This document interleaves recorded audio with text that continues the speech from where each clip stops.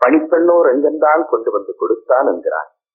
அனைத்தையும் பார்த்துக் கொண்டு என்னை காக்கும் அரங்கனோ திருவரங்கத்தில் அயர்ந்து உறங்கிக் கொண்டிருக்கிறார்.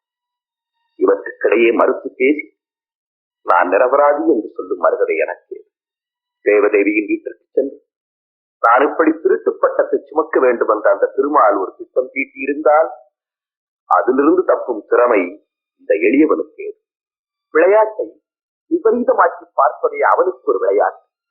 வேந்தே, மாளும் உடல் வீழப்போவதில்லை.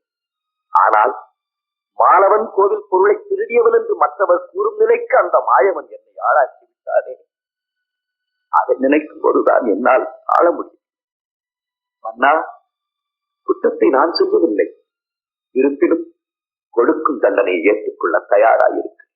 ஆண்டவனுக்கு தொண்டு செய்யும் அடியவருக்கு தண்டனை கொடுக்க வேண்டும் என்ற விருப்பம் நமக்கில்லை.